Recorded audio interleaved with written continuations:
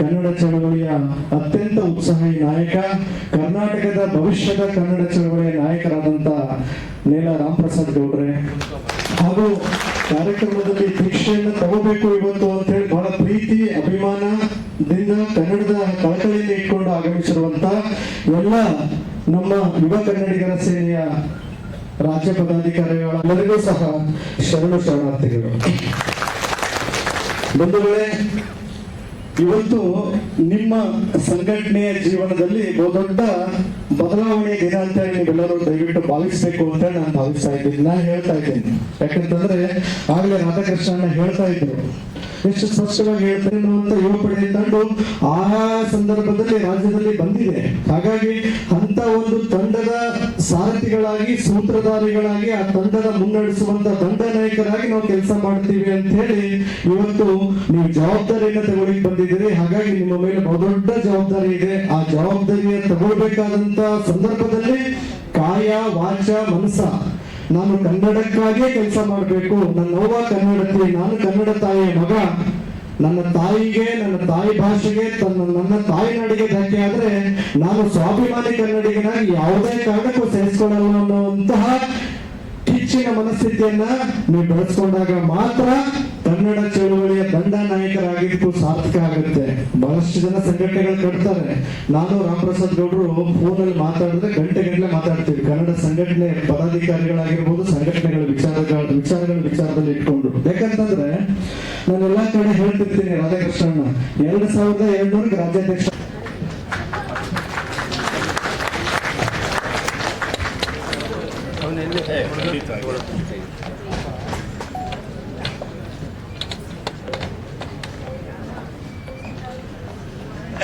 ಶಿವ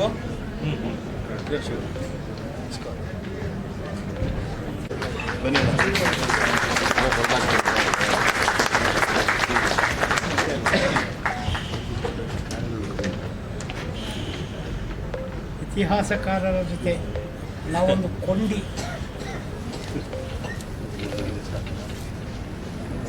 ಹಲವಾರು ಕೊಂಡಿ sir.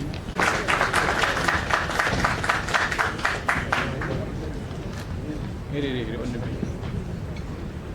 Okay. Sandeep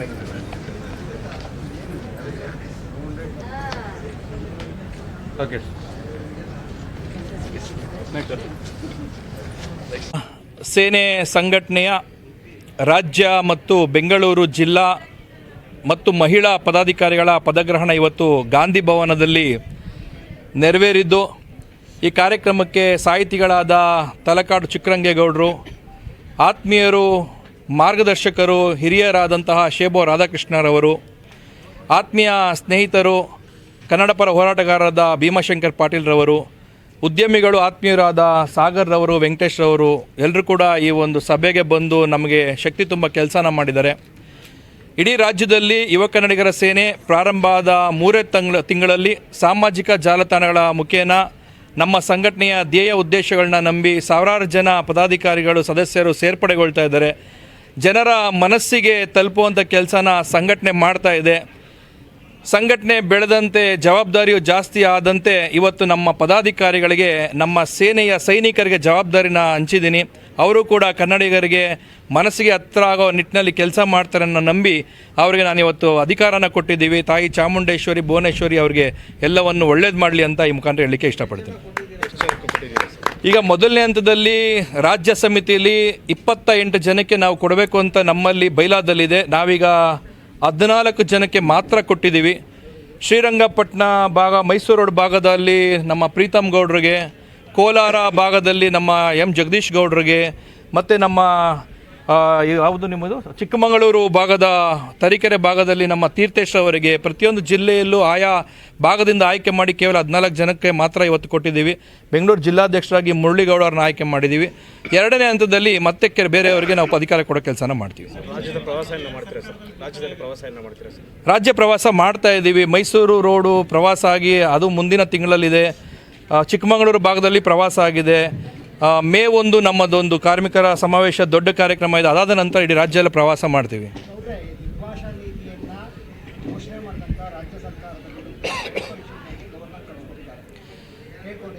Hindi ಏರಿಕೆ ಹೋರಾಟ ಸಮಿತಿಯ ಪರವಾಗಿ ಯುವ ಕನ್ನಡಿಗರ ಸೇನೆ ಮುಂಚೂಣಿಯಲ್ಲಿ ಪಾತ್ರನ ವಹಿಸಿ ಹೋರಾಟ ಮಾಡಿ ಮಧು ಬಂಗಾರಪ್ಪರವರು ಶಿಕ್ಷಣ ಸಚಿವರು ನಮಗೆ ಆಶ್ವಾಸನೆ ಕೊಟ್ಟಂತೆ ಅವರು ಹಿಂದಿನ ಕಡ್ಡಾಯ ಅಲ್ಲ ಗ್ರೇಡ್ ಮಾರ್ಕ್ಸ್ ಅಂತ ಮಾಡಿದ್ದಾರೆ.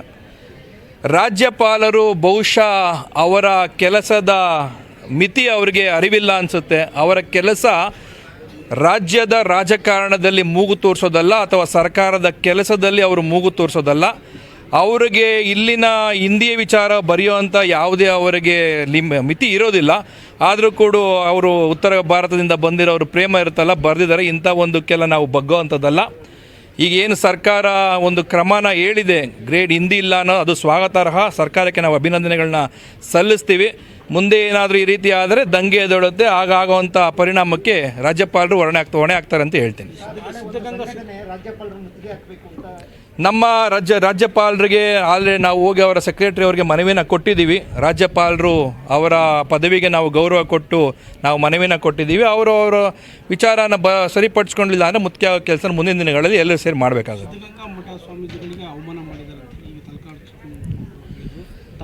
ಸರ್, ಅದೊಂದು ಭಾವನಾತ್ಮಕವಾದಂಥ ವಿಷಯ. ಖಂಡಿತವಾಗಿ ಮನಸ್ಸಿಗೆ ತುಂಬ ನೋವಾಗ್ತದೆ. ಯಾಕಂದರೆ ಸಿದ್ಧಗಂಗಾ ಮಠ ಅನ್ನೋದು ರಾಜ್ಯದಕ್ಕೆ ಒಂದು ಪ್ರೌಢ್ಯತೆ, ಒಂದು ಆ ಮಠಕ್ಕೆ ಆದಂಥ ಒಂದು ಘನತೆ ಇದೆ.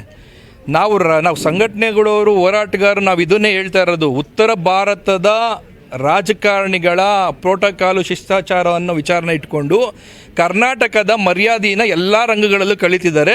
ಅದು ಇವತ್ತು ಯಾವ ಮಟ್ಟಿಗೆ ಬಂದಿದೆ ಅಂದರೆ ಮಠದ ಪೀಠಾಧಿಪತಿ ಪ್ರತಿಗಳನ್ನ ಪಕ್ಕಕ್ಕೆ ನಿಲ್ಲಿಸ್ತಾರೆ. ಅಂದರೆ ಇಲ್ಲಿನ ಏನು ಸಂಸದರು, ಸಚಿವರು ಅವರಿಗೆ ಪರಿಜ್ಞಾನ ಇರೋದಿಲ್ವಾ? ಪ್ರೋಟೋಕಾಲ್ ಮಾಡೋಕ್ಕೆ ಮುಂಚೆ ಪರಿಜ್ಞಾನ ಇರೋದಿಲ್ವಾ? ಕಳೆದ ಬಾರಿ ಅಬ್ದುಲ್ ಕಲಾಂ ಅವರು ಬಂದಿದ್ದಾಗ ಪೀಠಾಧಿಪತಿಗಳನ್ನ ಪಕ್ಕದಲ್ಲಿ ಕುಣಿಸಿರ್ಲಿಲ್ವಾ? ಇವೆಲ್ಲ ನಮ್ಮ ಸಂಸದರಲ್ಲಿರುವಂತಹ ಒಂದು ನ್ಯೂನತೆಗಳು. ಉತ್ತರ ಭಾರತದವರು ನಮ್ಮ ಕರ್ನಾಟಕದ ಮೇಲೆ ಮಾಡ್ತಾರೋ ದಬ್ಬಾಳಿಕೆಗೆ ಇದು ಒಂದು ಉದಾಹರಣೆ. ಖಂಡಿತವಾಗಿ ನಾವು ಇದನ್ನು ಖಂಡಿಸ್ತೀವಿ. ನಾವೇ ಎಲ್ಲ ರಾಜ್ಯದ ಎಲ್ಲ 7 ಕೋಟಿ ಕನ್ನಡಿಗರು ಇದನ್ನು ಖಂಡಿಸ್ತೀವಿ. ನಾವು ಕೂಡ ಬುದ್ಧಿಯವ್ರು ಮಾತಾಡಿದ್ದು ಕೇಳಿದ್ವಿ. ನಮಗೂ ಮನಸ್ಸಿಗೆ ನೋವಾಯಿತು. ಅದು ತಪ್ಪು ಅಂತ ನಾನು ಹೇಳಲಿಕ್ಕೆ ಇಷ್ಟಪಡ್ತೀನಿ.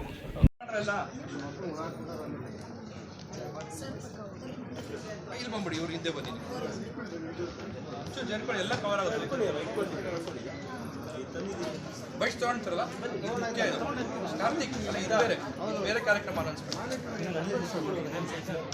ಹೇಳಿದ್ರಲ್ಲ ಕಾರ್ತಿಕ್, ಆಯ್ತಾ? ಹಂಗೆ ಹೇಳಿ ಸರ್, ಹಂಗೆ ಹೇಳಿ ಮಾಡುವ. ಹೇಳ್ಬಿಟ್ಟು ಮೈಕ್ ತಗೊಳ್ಳಿ ಸರ್. ಮೈಕ್ ಅವ್ರಿಗೆ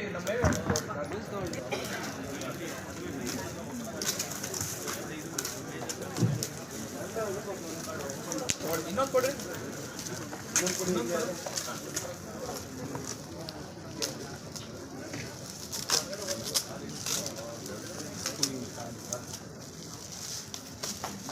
ಇನ್ನೊಂದು ಬೇಕಾ? ನಾಳೆ ಬನ್ನಿ, ಹಂಗೆಲ್ಲ ಸೇರಿ ಸರ್ ಬನ್ನಿ. ವೆಂಕಟೇಶ್ ಸರ್ ಇಲ್ಲಿ ಬನ್ನಿ. ಆಗುತ್ತಾ?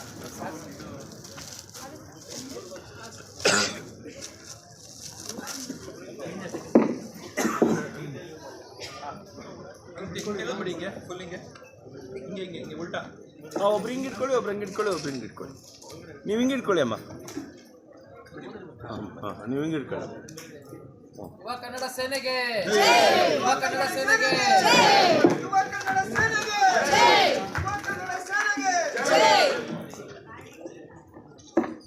ಯುವ ಕನ್ನಡಿಗರ ಸೇನೆ ನುಡಿ ಕನ್ನಡ ನಡೆ ಕನ್ನಡ ಬೃಹತ್ ಕಾರ್ಮಿಕ ಸೇನೆ ವತಿಯಿಂದ ಕಾರ್ಮಿಕರನ್ನ ಮುನ್ನೆಲೆಗೆ ತರಬೇಕು ಅನ್ನೋ ಉದ್ದೇಶ ಇಟ್ಕೊಂಡು ಮೇ 1 ಬೃಹತ್ ಕಾರ್ಮಿಕ ಸಮಾವೇಶನ ಯುವ ಕನ್ನಡಿಗರ ಸೇನೆ ವತಿಯಿಂದ ಹಮ್ಮಿಕೊಂಡಿದ್ದೀವಿ.